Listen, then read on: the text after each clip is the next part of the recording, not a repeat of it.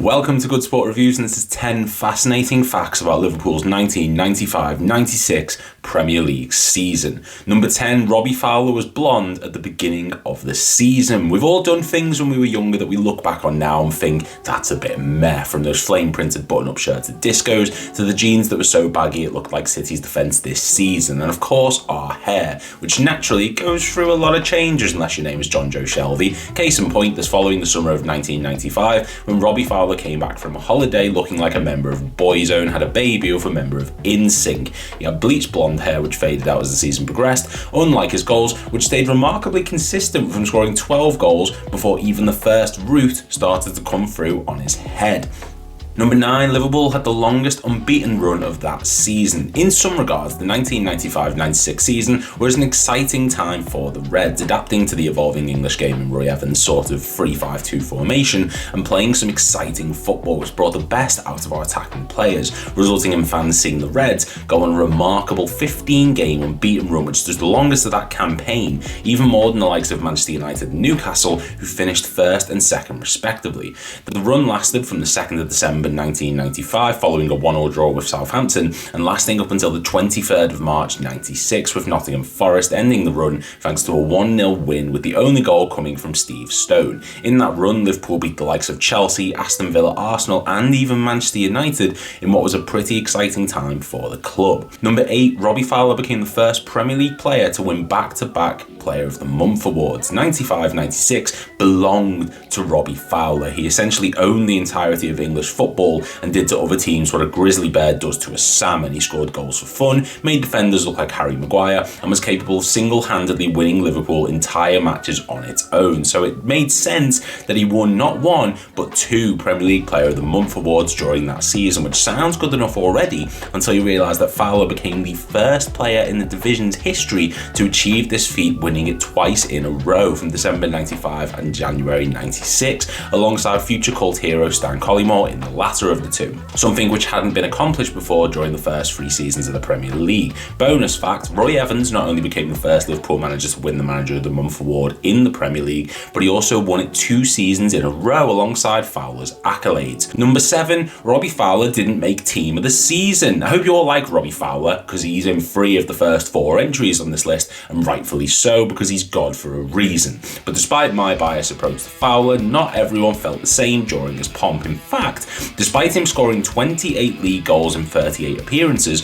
despite scoring the second most goals behind only Alan Shearer that season, and winning those back-to-back Player of the Month awards, and winning the PFA Young Player of the Year award, he didn't make the Premier League Team of the Season. Now, yes, I understand that the competition was fierce at that time, with the likes of Cantona, Shearer, Sheringham and York all tearing up the top flight, but Les Ferdinand scored 25 goals that season, 3 less than Fowler. And this isn't to diminish the talent of Les Ferdinand, one of the most underappreciated strikers of the 20th century, but Fowler was making the top flight look easy at the age of 20 and was replacing a departing Ian Rush. No easy feat, so surely there was a place for him in the side. Number 6, Jan Molby left Liverpool to become Swansea's new player manager. From 1984 until 1996, Jan Molby endeared himself to Liverpool fans on a consistent basis. He was a serial winner during his early years at the club and held the record for the most penalties scored by any Liverpool player ever, until Steven Gerrard broke that record in 2014. But sadly, his time with the Reds came to an end in February of 1996, when the Danish icon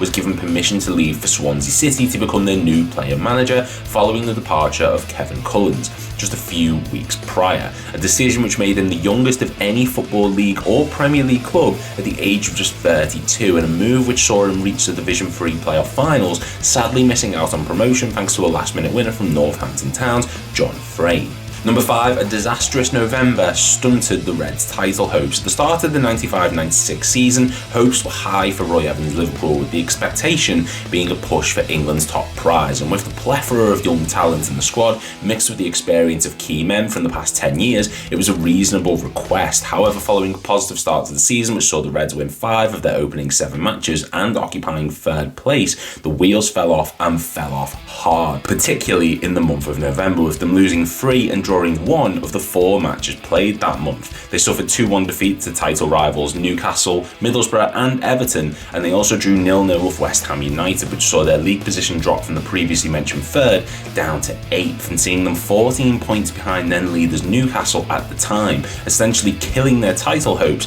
despite them going on that long unbeaten run following this. Number 4, the 7-0 win over Rochdale was the club's biggest win since 1989. While Liverpool were hoping for league title success, or at the very least a push for it, it felt a lot more likely and realistic to focus on cup success as a follow-up to the League Cup title win in the season before. And this time, it felt like the FA Cup was the one to strive for, with the club getting things off to a fantastic start by absolutely demolishing 3rd Division Rochdale 7-0, thanks to goals from Fowler, Rush and McAteer, as well as a Stan Collymore hat-trick and a Peter Valentine own goal, which saw them progress in the competition quite comfortably, while also recording their highest winning margin since the 12th of September 1989, when Liverpool battered Crystal Palace 9-0. Number 3, John Barnes became a midfielder and flourished. John Barnes is regarded, and rightfully so, as one of the greatest wingers in English football history, with his 10-year spell at Liverpool producing moments of absolute quality and magic. But as the side went into the 95-96 season,